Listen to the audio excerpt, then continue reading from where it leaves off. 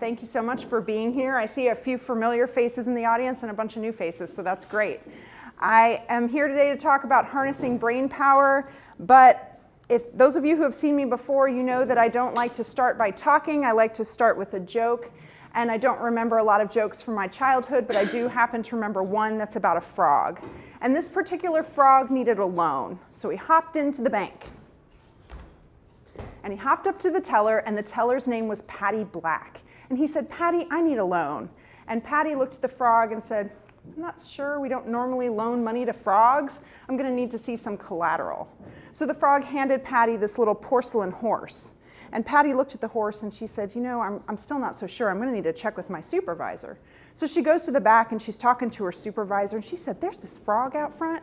He's asking for a loan. He gave me this for collateral. I don't even know what this is. What is this?" And the supervisor looked at her and said, "It's a knick-knack, Patty Black. Give the frog a loan." I got at least one genuine laugh. Usually I just get like kind of a groan and maybe a pity laugh, so thank you for that. I appreciate it. Show of hands, who has heard a statistic that we only use 10% of our brain power? Right, very famous study done decades ago has since been proven over and over to be untrue. We actually use almost 100% of our brain power all the time. So I started thinking to myself, where did this discrepancy come from? Because I think if you all are like me, you heard that number, you heard 10%, and you went, yeah, that sounds about right. When the truth is actually so staggeringly different from that, why did we so easily believe that we're only using 10% of our brain power? And my theory is that we all feel deep down like we're capable of more if we only knew how to access it. If we could just harness that power, we could do so much more. And that's what I'm here today to help you do. I'll give you a little bit of background on me. I am a neuropsychologist, so that means that I'm half a neurologist and half a psychologist. I am trained to understand how changes in the brain affect you day to day. And so for 10 years, I worked in a clinical setting where people would come see me if they had a problem with their memory or their attention, and I would run them through some tests and tell them this is what's causing your problem and here's where you go from here. And what I started to realize was I was getting this wealth of information about people's brains, and I wanted to write up recommendations for how they can kind of get around their issues. But most of my clients were developing Alzheimer's disease. And so their brains were not really capable of using that information to their advantage. And I started thinking, well, what if I gave these tests, these same tests to healthy people? What could they do with that knowledge, and how could that impact them for decades? It would have a bigger impact. And so I started this company that's Brain Power Advisors, and what I do in that business is I coach executives to help them reach their goals. And that's what I'm going to do with you today. My goal today is to get you away from feeling like you're using 10% of your processing power and more towards you're using 100% of your processing power. When you think about how the brain works, there's lots of things going on, and we're going to touch on 2 of them today, but most of our time is going to be spent on memory because it is a good example that we can use here. So I want you to think about one thing that you would like to be better at remembering, whether it's names, driving directions without using your GPS, or whether you just want to remember when you're standing in your shower whether or not you've already washed your hair. Whatever it is, think of one thing you want to be better at remembering, and we're going to work on that today. Everyone got their thing? Is anyone willing to share what they would like to be better at remembering? Recalling information. I read a lot of books, and I feel like as soon as I'm done, I have no idea what I read. Okay, so things you've read. Okay, good. What else? Secondary and tertiary tasks. I tend to focus primarily on the ones that I have to get done for that day, and then I'll be like, oh, I didn't figure out what I need to do for dinner. Okay. All right, great. So the stuff that has to get done, but it's not, a live or die situation, you kind of forget about it sometimes. Okay, perfect. What else? Numbers. Numbers. Okay. Phone numbers, like credit card numbers, all that. Yeah. Okay, that's a good one. What else? Anything? Yeah.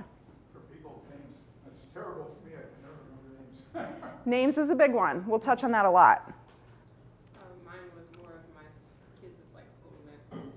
Yes. I get overwhelmed with my actual work and my own school work. So Yeah, how do we keep track of our schedules plus the schedules of our little people, right? That's a good one. All right, so we're going to try to make some progress on this, but before we can do that, we really need to understand why. People do not make a change unless there is motivation to make that change. And motivation comes in two ways. First is you have to know what success you're trying to reach by making this change. If you're not going to reach some kind of success, then you're not going to have any motivation to do anything differently. So a lot of people, you said names. For a lot of people, their motivation for wanting to remember names in a business context is that, hey, if I remember my customers' names better, then they're going to have a better experience. They're going to be more likely to come back to me for business versus going to somebody else. Take a minute here and think about what's your why. Why do you want to get better at remembering the tertiary and secondary tasks? Why do you want to be better at remembering what you read? Think about that for a second. Is anyone willing to share their why? What do you think you will achieve by getting better at that? Energy saving. Yeah. Use my energy for something else that is more valuable. Absolutely. Your brain's energy is going to be spent on something else other than trying to remember, what I'm going to make for dinner, whatever. Did you have your hand up? Stress relief, yes. So we remember things better. All of a sudden, our life becomes less stressful. Anything else? The feel-good experience when you're with a customer and you remember their name and you say it. So you feel better at what you're doing at your job, and they feel better. Yes, absolutely. Yeah. It will give you confidence in whatever field that you're working in. You're having to stand up and deliver information, and you only can talk about what you know. Sure. So increased confidence. And I'm going to go back to names because this is something that always comes up. Have you ever had the experience you're walking down the street and you see someone coming towards you and you're supposed to know their name and you don't know their name? What happens inside is like, oh my gosh, I'm supposed to know their. I've seen them 100 times and I've talked to them and I don't remember that. And it's like a little stressful, right? If you can get better at that, then that eliminates that stress from your life. You walk in with confidence and you see someone coming and you say, I know your name, and it feels good. So I love all of these reasons why. So hold on to your why.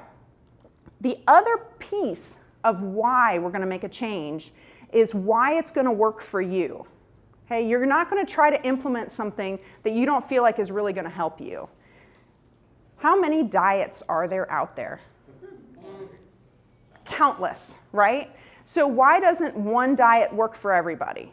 Because everybody's different. People process things differently. People go about their day differently. People have different metabolism rates. I mean, there's all kinds of reasons why one diet doesn't work for everybody. And in the same way, one strategy is not going to work for everybody's brain because our brains are all different. They're like a fingerprint. We can all do the same things, but we go about it in different ways. And if you can figure out your brain's fingerprint, then you can leverage that for your own success. So today, I'm not only going to teach you some general strategies that you can apply to get better at remembering, but I'm also going to teach you a little bit about how your brain works that might be different from the person sitting next to you, and you can use that to your advantage to be able to get better at what it is you want to remember. All right, now that's a lot of talk, but I want to first explain how memory works. And in order to do that, I'm going to need a volunteer. Thank you. Come on up. What is your name? Yuri. Yuri. Nice to meet you. Pleasure. Would you go stand over there? I'd just like you to play catch with me for a few minutes. So I throw you the ball, throw it right back to me. Great. But for the next few minutes, this is not Yuri. This is a source of information. I am not Dr. Pollard. I am your memory center. And this is not a giant soccer ball. It is information. And we're going to learn how you get information from a source to your memory. And it's a 4-step process, which you can remember with the acronym Everyone Can Surely Remember. The first step is encoding. Everyone say encoding. Encoding is your brain's first touch of the information. The first time your brain comes in contact with something, you are encoding it. And a couple of things need to happen in order for you to encode information. The first thing is you have to be able to see and hear it coming so that you can catch it, right? Does anyone know someone who's prescribed hearing aids but doesn't always wear them? That person might seem a little forgetful, like they're not quite with it, like they don't really know what's going on. They're probably not forgetting, they're probably just not encoding because they're not hearing information accurately to begin with. So it's an encoding issue. And the other thing you need in order to encode information is the ability to focus. Because if you're not paying attention, what happens? Right? Sorry. If you're not paying attention, someone can be trying to beat you over the head with information, and you're not going to get it because you're not encoding it. You're not focused. If you've ever known someone with an attention deficit disorder, they might also seem a little flighty, a little flaky, a little forgetful. They're probably just not encoding information to begin with. Second step is consolidation. Everyone say consolidation. Consolidation. Consolidation is your brain's ability to understand what it's learning. So in order for me to pull this information into my memory center, I need to know how big it is, how to grip it, how much force to put on it in order to pull it in. Your brain is doing the same thing every time it learns something new. It has to understand that information in order to be able to pull it into your hippocampus where it's going to do step 3, which is storage. Everyone say storage. Storage. Storage is your ability to hold on to the information that you've learned. So I want you to imagine that I put baby oil all over my arms. What's going to happen? Right? I might be able to encode it and consolidate it, but I'm not going to be able to store it. And this is what happens in Alzheimer's disease. Individuals are encoding information, they're focused, they're hearing you, they're paying attention, you're having a conversation, they're consolidating it, it's all making sense, and you ask them about it 5 minutes later, and whoop, it's gone, because they were not able to store it. Which means that then they can't do step 4, which is recall. Everyone say recall. Recall. Recall is your ability to give back what it is you've learned. All right, everyone give Yuri a round of applause. Thank you very much.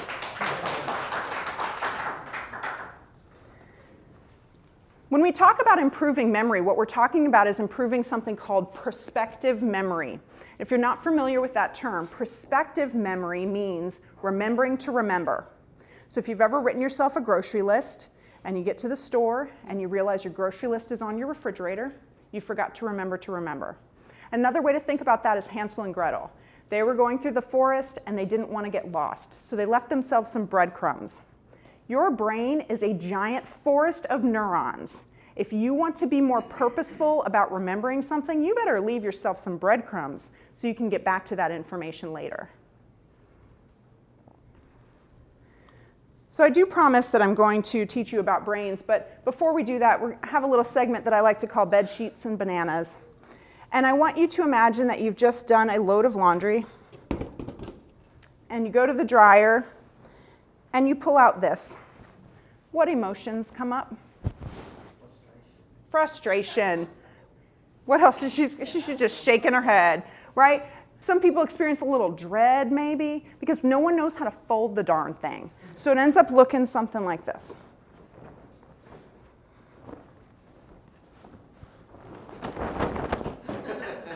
Does that happen to anybody? Right? So the problem with the fitted sheet is the way that it's shaped. It doesn't have nice 90-degree angles and things that we like to work with. It's not perfectly square or rectangular. But there is a secret to folding the fitted sheet that makes its shape a little bit easier to work with. And so for those of you who do not know how to fold a sheet, I'm going to teach you the secret right now.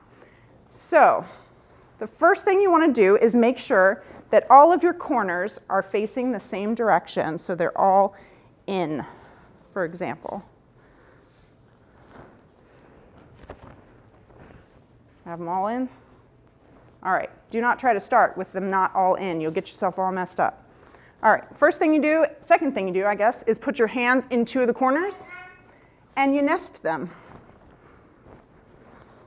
Then you come down and you do the same thing to the 2 corners down here. Put your hands in 2 of the corners and nest them. Now you are left with 2 corners. Again, make sure all of your corners are facing the same direction. They're all in. Okay, you're going to nest them one more time.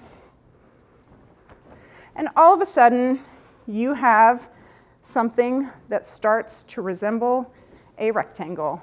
Ooh, right? It's not perfect, but it probably will go with your other sheets a little bit better than that first mess that we made.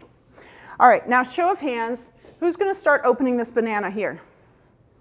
most of us, unless you've seen the YouTube video, right? Because this is how we are always taught to do it, but sometimes what happens is, oh, this one's a good example, it's a little squishy, and it doesn't open right away, and you might have to like put your fingernail in there or get a knife, and it's not a big deal, but it's like a little annoying, right? Apparently, if you turn the banana upside down and you pinch and you pull, it peels perfectly every time, you never get a squished top, and you get fewer of those little stringy things. And apparently this is how monkeys do it. So, I'm supposed to be teaching you about your brain. Why am I up here folding sheets and peeling bananas? Because they have something in common. The problem with the fitted sheet and the banana is that they're shaped funny. There are properties about it that we can't change, that we want to change in order to work with it. But if we know a little secret to how to work with those properties, our life becomes a little more efficient and a little less stressful. And your brain is the same way. The problem is that your brain is not as simple as turning it upside down. But if you can figure out what your natural strengths are, and you can work to those, all of a sudden your life becomes a little more efficient and a little less stressful. Going to pick on somebody? Lee, I'm going to pick on you. Please retell the frog joke I told in the beginning. So a frog walks into a bank, wants a loan, gives her a little porcelain knick-knack for collateral. She goes in and talks to her supervisor, and her name is Patty Black, and he goes, Patty Black, that's a knick-knack, Patty Black, give the frog a loan. Well done, Lee. All right. So first of all, thank you for not messing up the joke, because when I ask somebody to recall the joke, and I always choose someone at random, and they have no idea what I'm talking about, it really messes up my presentation. But I don't like to have my presentation messed up, and so I wonder if you can tell me why I was so confident that I could choose anyone at random, and you would basically be able to retell the joke. Because I did not stand up here in the beginning and say, I'm going to tell you a joke, and I want you to try to remember it. I just told a joke. So why did I know that Lee or any of the rest of you would not have messed up my presentation? How did I know you would remember it? Capture their attention. Okay, it captured attention, but there was more. You didn't demand us to remember it? I didn't demand you to remember it, but actually your brain would remember things better if I told you you were going to remember it. It was the first thing you did. Okay, it was the first, so primary recency effect. I see what you're going with that, but Is it because it was close to something all of us already know? it was associated with something familiar. There's two other things. Emotional connection? Yeah, there's a picture here, and a crazy lady hopped in front of you, right? So there's a visualization. One more thing. Anybody give me a pity laugh? Humor. Got one real laugh. Humor, right? Visualization, association, familiarity, humor. These are your breadcrumbs. These are the tools that work for most people to help you improve your memory. So think back to what that one thing was that you wanted to be better at remembering. When you are trying to be more purposeful about remembering that, you need to use these: visualization, association, familiarity, humor. That is going to help you get better at that.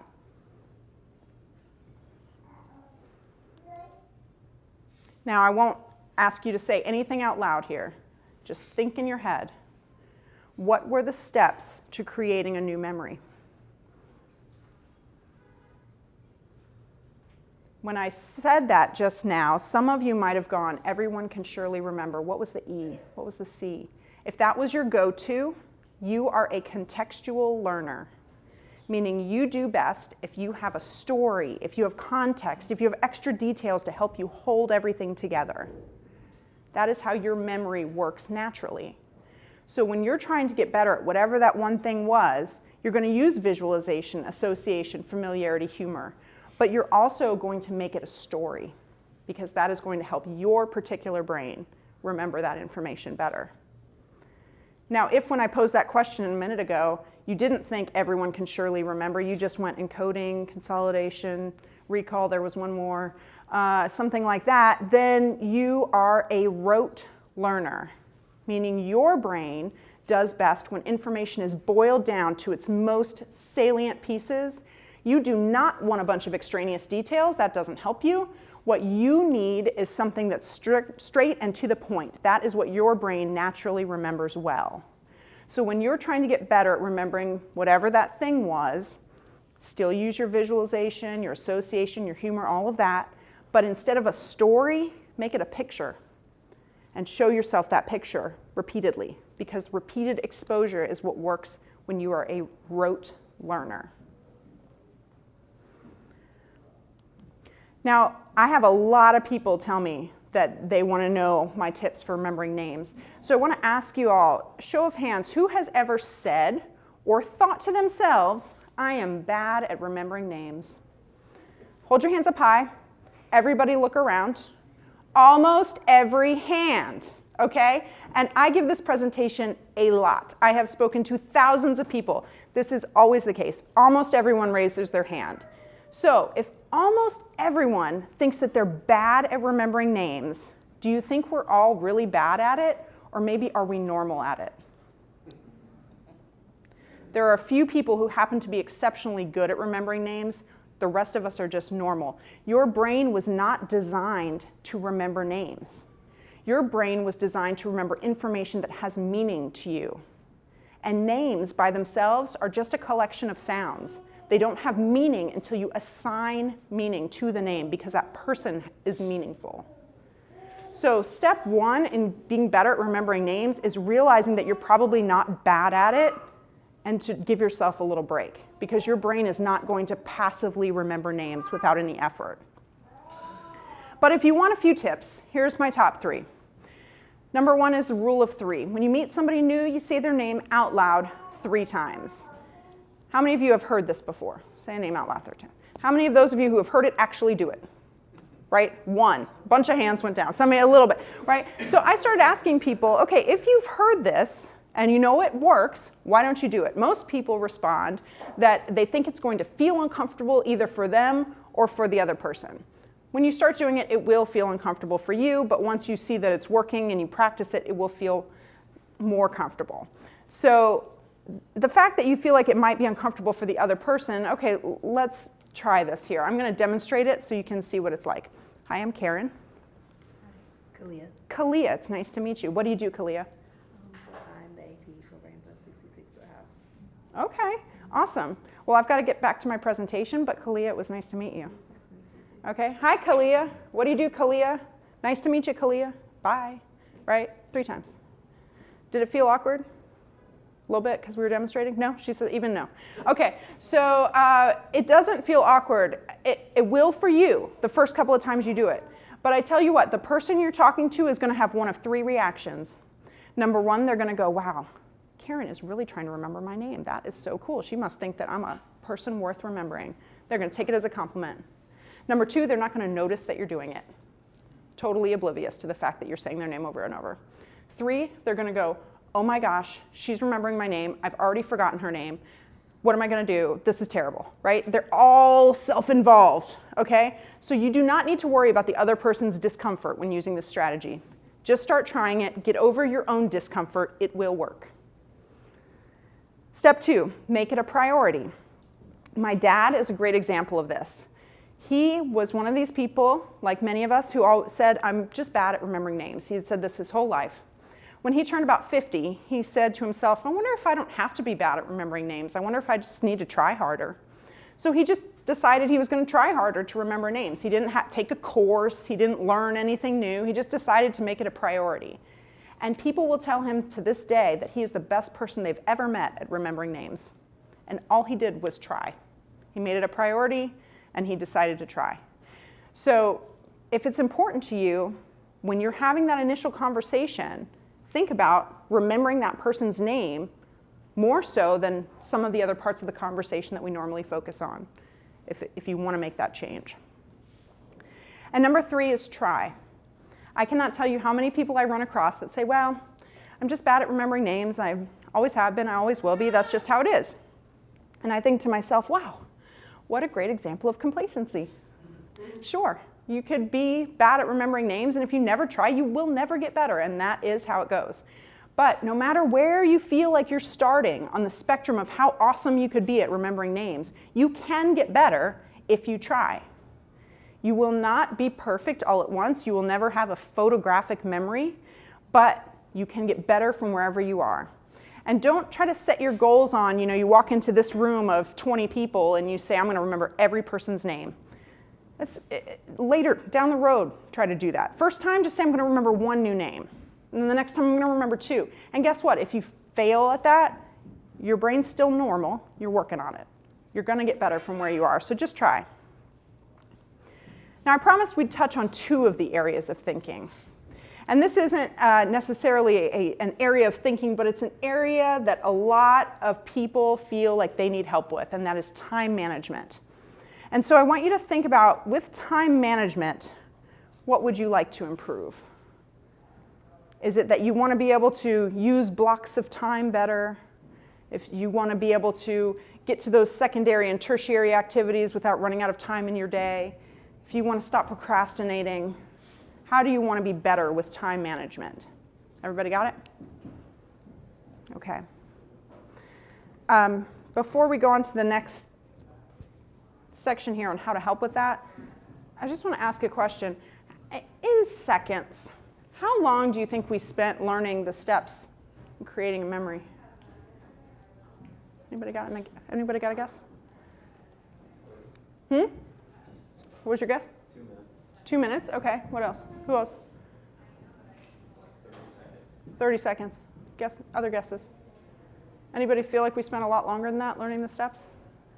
No? Okay. We spent 3 minutes and 14 seconds doing that.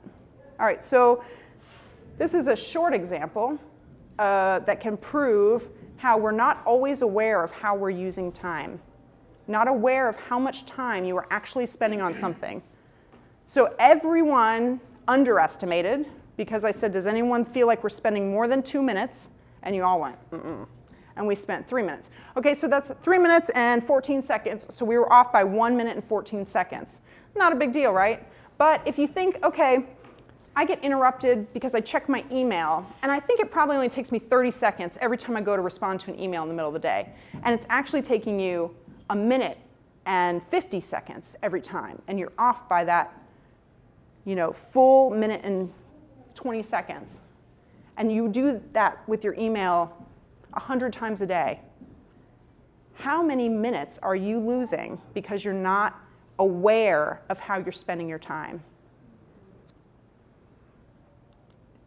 So the first step in getting better at time management is becoming aware.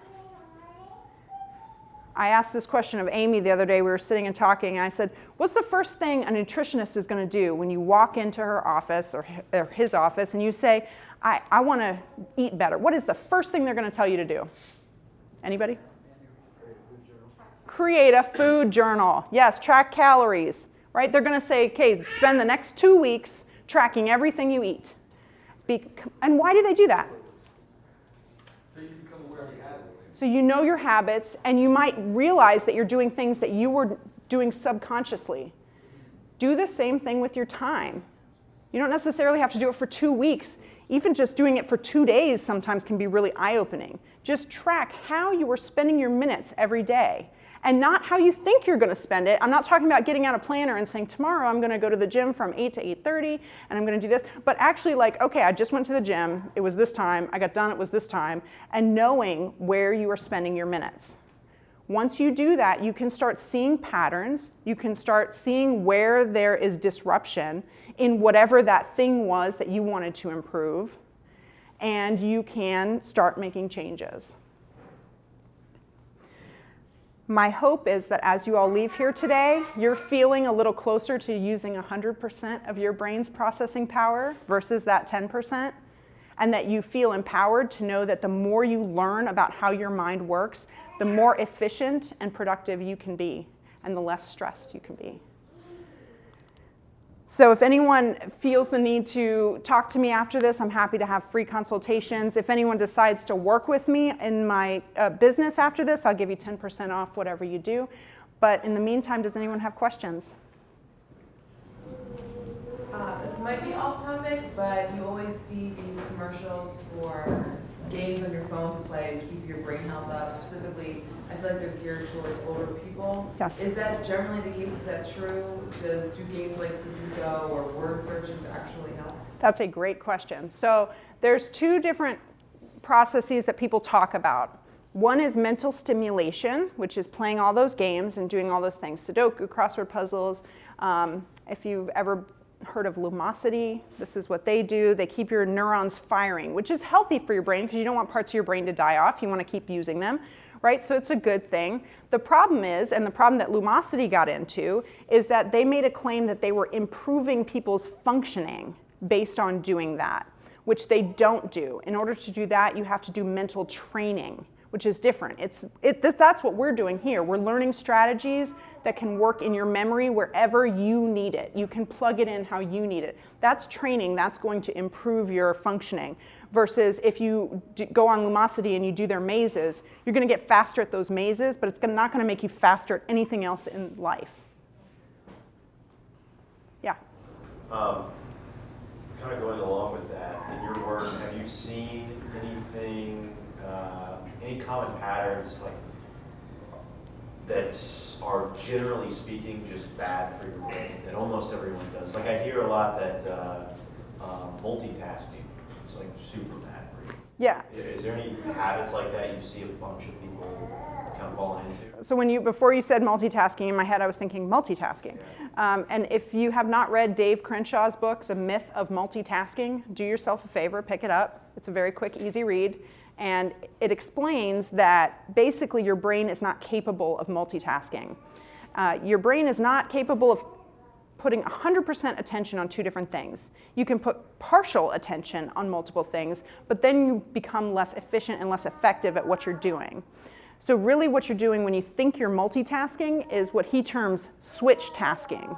Your brain is going back and forth between thinking about two different things, and it may be doing it so quickly that you don't realize it, but it's really a waste of your brain's energy. It's a drain. So as much as you can, one thing at a time. That is going to be the best for your brain. Thank you so much for being here. Thank you.